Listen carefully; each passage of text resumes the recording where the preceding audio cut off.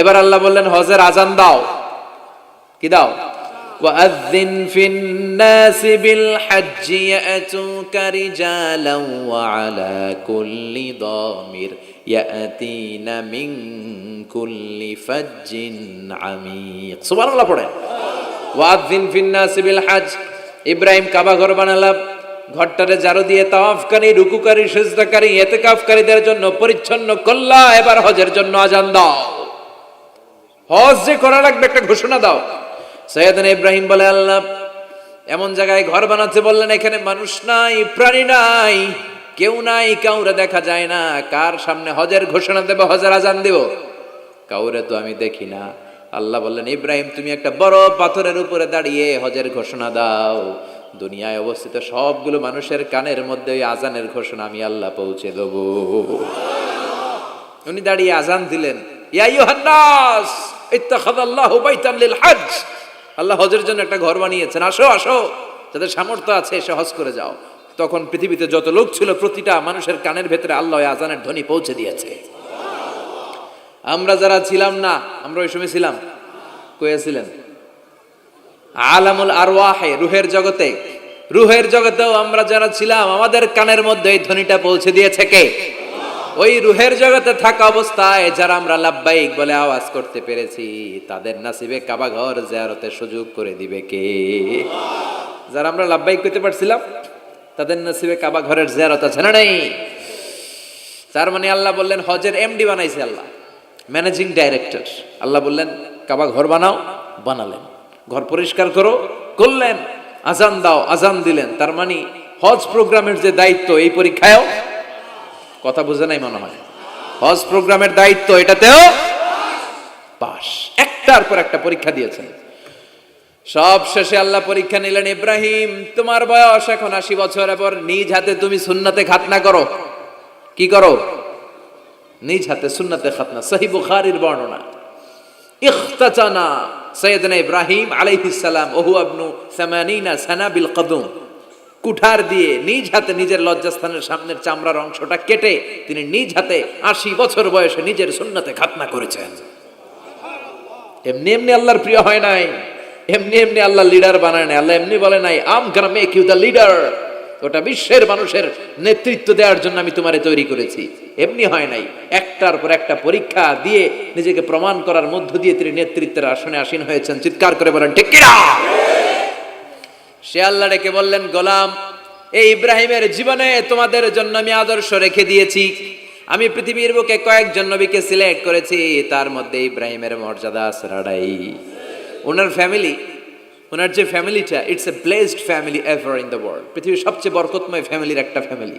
এই ফ্যামিলি যেখানেই হাত লাগাইছে ওটা বরকত হয়ে গেছে, যেটা ধরছে মাটি সোনা হয়ে গেছে। কি বরকত! সাইয়েদনা ইব্রাহিম আলাইহিস সালামের পায়ের ছোঁয়া লেগেছিল একটা পাথরে।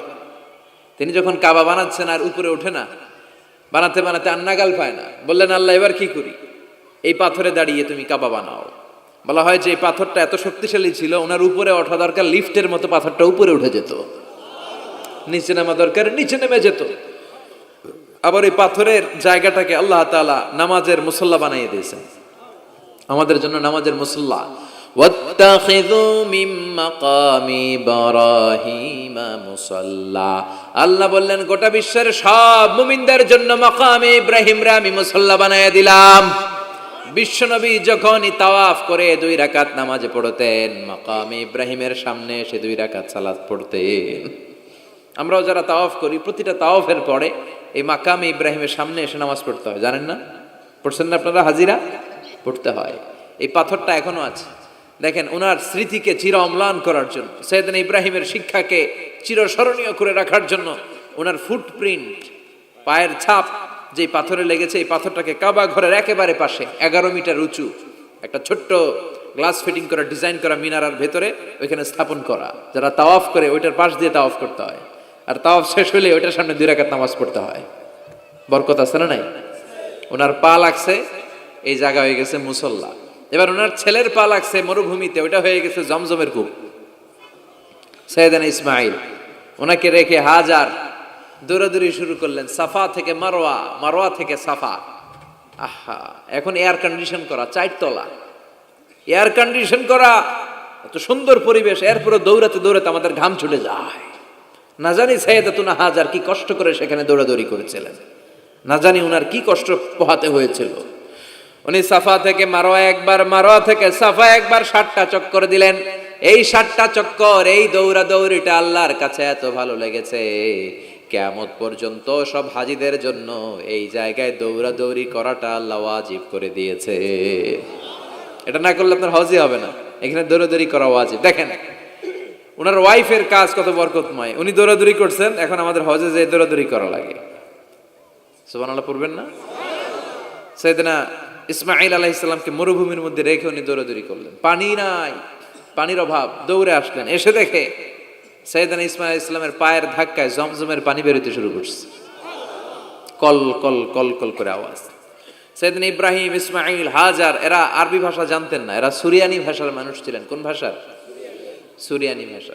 তো পানি দেখে হাজার খুব অবাক, কিরে এত সুন্দর পানি, এই পানি তো মরুভূমির বালিতে লেগে সব শুকিয়ে যাবে। পানি যাতে না শুকায় উনি বালি চারদিক দিয়ে উঁচু করে এরকম বাদ দিতে লাগলেন, বাদ দিচ্ছেন আর ওনার সুরিয়ানি ভাষায় বলতে লাগলেন ঝাম ঝাম, মানে হচ্ছে থাম থাম, ঝাম মানে স্টপ, থাম থাম, কেফ, আরে পানি চলে যাস না, চলে গেলে তো পানি ব্যবহার করতে পারবো না, ঝাম ঝাম ঝাম ঝাম। ওনার মুখনিসৃত এই ঝাম ঝাম শব্দ দুইটা আল্লাহর এত ভালো লাগলো, কিয়ামত পর্যন্ত এই কুয়ার নাম আল্লাহ ঝামঝামের কুয়া বানায় দিলেন। এটার নাম বিইরু ঝমঝম। বিষ্ণু বললেন মা উ ঝমঝম লিমা শুরিবা লাহু, এই জমজমের পানির এত বরকত, যেই রোগের নিয়ত করে এই পানি খাবেন ওই রোগ থেকে শেফা দিবে কে? আবার বিষ্ণু বললেন ইন্নাহা শিফ তুআমু তুমিন শিফাউ সুকমিন ইন্নাহা মুবারাকা, এই জমজমের পানি গোটা বিশ্বের সব পানির মধ্যে থেকে সব চাইতে বরকতের পানি। এই পানির মধ্যে রোগের জন্য চিকিৎসা আছে, মানুষের ক্ষুধা লাগলে এটার ভেতরে খাবারের উপাদান আছে। পৃথিবীর সব পানি শুধু তৃষ্ণা নিবারণ করে, শুধু জমজমের পানি তৃষ্ণাও নিবারণ করে, ক্ষুধাও নিবারণ করে। জাপানের কিছু জিওলজিস্ট, ভূতত্ত্ববিদ গবেষণা করে পেয়েছে এই পানির মধ্যে ফুড সাপ্লিমেন্টারি আছে, মানে খাদ্যের পরিপূরক। কিছু না খাইয়ে এই পানি খাইলে ক্ষুধা নিবারণ হয়ে যায়। আবার বিশ্বনবীকে যখন সিনা চাক করা হবে, মেরাজ রজনীতে সাইয়েদনা জিব্রাইল বিশ্বনবীর গলা থেকে নাভি পর্যন্ত পুরোটা কেটে হৃদয়টা বের করে এই ঝমঝমের পানি দিয়ে ধৌত করেছিলেন। তার মানে এই ফ্যামিলি যেইখানে হাত লাগাইছে ওইখানে বরকত আছে না নাই? যেখানে হাত ওইখানে বরকত। বাবা পা লাগাইছে মাকাম ইব্রাহিম, ছেলে পা লাগাইছে ঝমঝমের কুয়া, হাজার দৌড়াদৌড়ি করেছে, আস-সা'য়ু বাইনা সাফা ওয়াল মারওয়া হজের মধ্যে ওয়াজিব করে দিয়েছে কে? আবার আল্লাহ বললেন ওয়াজআলনা ফি যুররিয়াতিহিন নুবুওয়াতা ওয়াল কিতাব, আমি খুশি হয়ে এই ইব্রাহিমের বংশের মধ্যে নবুয়ত দিয়েছি, আবার কিতাবও দিয়েছি। সুবহানাল্লাহ বলে। তিনি নবুয়ত দিয়েছেন। পৃথিবীতে যত নবী আসছে সব সাইয়েদনা ইব্রাহিমের নাতিপুতি। সব কি বিশ্বাস হয় না? এই পৃথিবীতে যত পয়গম্বর এসেছেন তার 99.99% নবীরাই ওনার ছেলে আর নাতিপুতি। চিল্লায় পড়েন আল্লাহু আকবার। এজন্য ওনারে বলা হয় আবুল আম্বিয়া, father of the all prophets, সব নবীদের বাবা। ওনার বয়স যখন 86 তখন আল্লাহ সাইয়েদনা ইসমাইলকে দিলেন। বয়স যখন 100 তখন সাইয়েদনা ইসহাক আলাইহিস সালামকে আল্লাহ দিলেন। এইদিকে ইসমাইল, এদিকে সবাই বলেন এদিকে, এদিকে সবাই বলেন এটা, এটা ইসহাক। পৃথিবীতে যত নবী এসেছে সব ইসহাকের চ্যানেলে এসেছে। এই সাইয়েদনা ইসহাক আলাইহিস সালামের চ্যানেলে এসেছে। সাইয়েদনা ইসমাইলের চ্যানেলে নবী নাই, কোন নবী নাই, নবী ছাড়া চ্যানেল। আর এখানে যত হাজার হাজার লক্ষাধিক নবী এসেছে সব নবী ইসহাক আলাইহিস সালামের চ্যানেলে যারা এসেছে সব নবীরা অন্যান্যদেরকে বলে যাইতো, তার উম্মতকে বলে যেত যে সবশেষে একজন নবী আসবে, তিনি হবেন সর্বশ্রেষ্ঠ নবী, তিনি হবেন সর্বশ্রেষ্ঠ নবী। তো এদের এই চ্যানেলে এত নবী, এরা ভাবছে ওই সর্বশেষ নবীটাও এদিক দিয়েই আসবে। কিন্তু আল্লাহ হাজার হাজার লক্ষ নবী এই চ্যানেলে পাঠালেন, কিন্তু সর্বশেষ নবীটা এইখানে পাঠালেন না। সর্বশেষ চ্যানেলের নবীটা আল্লাহ এই চ্যানেলে পাঠায় দিলেন। সর্বশেষ নবীটা সাইয়েদনা ইসমাইলের চ্যানেলে এসেছে। এজন্য ওরা হচ্ছে বানি ইসরাইল আর আমরা হচ্ছি বানি ইসমাইল। সুবহানাল্লাহ পড়বেন না? উনার ধর্ম, উনার চেইন থেকে ইহুদিবাদ, খ্রিস্টবাদ, ইসলাম, এই তিন ধর্মের জন্ম। ইহুদিবাদও আল্লাহর দেয়া ধর্ম, খ্রিস্টবাদও আল্লাহর দেয়া ধর্ম, কিন্তু আল্লাহর দেয়া শরীয়তের উপর ওরা অবশিষ্ট থাকে নাই, থেকেছে শুধু ইসলাম, ঠিক কিনা? এজন্য আমরা প্রত্যেক নামাজে পড়ি গায়রিল মাগদুবি আলাইহিম ওয়ালাদ-দাল্লিন। ও আল্লাহ, গায়রিল মাগদুব, যাদের উপর তোমার রাগ ক্রোধ, তাদের পথ আমরা চাই না, ওরা হলো ইহুদিরা। ওয়ালাদ-দাল্লিন, আর যারা ভ্রষ্ট তাদের পথও চাই না, এরা হলো নাসারারা। তিন ধর্মের গোড়া সাইয়েদনা ইব্রাহিমের সাথে লেগেছে। এজন্য এই তিন ধর্মকে একসাথে বলে কম্পারেটিভ রিলিজিয়ন, তুলনামূলক ধর্মতত্ত্বের ভাষায় অ্যাব্রাহামেটিক ফেইথ। কি বলে? অ্যাব্রাহামেটিক ফেইথ বলে। এজন্য ওনাকে বলা হয় আবুল আম্বিয়া। সব নবীরা এই চ্যানেলে এসেছে, তার মানে সব নবী সাইয়েদনা ইব্রাহিমের নাতিপুতি। আবার এই প্রতিটা নবীর জন্য আল্লাহ তাআলা আকাশ থেকে কিতাব নাজিল করেছেন। চিল্লায় বলেন ঠিক কিনা? আল্লাহ বলে, ইব্রাহিম তোমারও আমি কিতাব দিলাম। সাইয়েদনা ইব্রাহিম আলাইহিস সালামের উপর কিতাব আছে না নাই? ওই কিতাবের নাম কি? কে পারে? ইন্না হাযা লাফিস সুহুফিল উলা সুহুফি ইব্রাহিম ওয়া মূসা। সুহুফি ইব্রাহিম, সাইয়েদনা ইব্রাহিমকে আল্লাহ তাআলা সহিফা দান করেছেন। চিল্লায় পড়েন আল্লাহু আকবার। আবার এই নবীর নামে আল্লাহর কোরআনে একটা সূরা আছে না নাই? কথা কন, কি নাম সূরা? সূরা আলিফ লাম রা। কিতাবুন আনজালনাহু ইলাইকা লিতুখরিজান নাসা মিনাল যুলুমাতি ইলান নূর। সুবহানাল্লাহ পড়েন। আলিফ লাম রা। I have revealed this holy and sacred book unto you in order to lead the mankind out of darkness into the light. ও নবী, আমি এই কিতাবকে আপনার কাছে পাঠিয়েছি অন্ধকারাচ্ছন্ন মানুষগুলোকে অন্ধকার থেকে আলোর দিকে নিয়ে যেতে। এই কোরআনের ভেতরে আলো আছে না নাই? সবকিছুর সমাধান আছে না নাই? সমাধান চাও যদি জীবনে মরণে, ফিরে যাও খুঁজে নাও, চোখ রাখো কোরআনে। সুবহানাল্লাহ পড়েন। চোখ রাখবেন কোথায়? নাকি মোবাইলে, না টিভিতে, না এটিএন বাংলার পর্দায়? আসিতেছে আগামী শুক্রবার রঙিন পর্দায়, চোখ রাখুন এটিএন বাংলায়। এটিএন বাংলায় চোখ রাখবেন? কই রাখবেন? সমাধান চাও যদি জীবনে মরণে, ফিরে যাও খুঁজে নাও, চোখ রাখো কোরআনে। ঠিক কি না? If you want the solution this dunya and akhira, go back, have a look to the holy Quran. সুবহানাল্লাহ পড়েন। কি নবী আল্লাহ বানালেন, ওই নবীর নামে আল্লাহ একটা সূরা দিলেন। আবার আল্লাহ বললেন, ও দুনিয়ার মুসলমানেরা শোনো, তোমাদেরকে মুসলমান বলে নাম করেছে এই সাইয়েদনা ইব্রাহিম। ঠিক কি না? আবার এই নবী সাধারণ কোন নবী নয়, এই নবী হলো তোমাদের জাতির পিতা। আমাগো জাতির পিতা কেডা? কথা কন আরো জোরে, সবাই মিলে বলেন, মিল্লাতা আবিকুম ইব্রাহিম হুয়া সাম্মাকুমুল মুসলিমিন। মিল্লাতা আবিকুম ইব্রাহিম, তোমাদের জাতির পিতার নাম, আমাদের জাতির পিতার নাম ওয়া সাম্মাকুমুল মুসলিমিন, তিনিই তোমাদেরকে মুসলমান নামকরণ করেছে। আবার আল্লাহ বললেন, আসলিম ইব্রাহিম, তুমি সবাইরে মুসলমান বানাও, আগে নিজে মুসলমান হও। আসলিম ক্বালা আসলামতু লিরাব্বিল। ও ইব্রাহিম, তুমি মুসলমান হও বলার সাথে সাথে ইব্রাহিম বলে, আল্লাহ দেরি নাই, আমি মুসলমান হয়ে গেলাম। ইহুদিরা দাবি করতো সাইয়েদনা ইব্রাহিম নাকি ইহুদি, নাউজুবিল্লাহ পড়বেন না?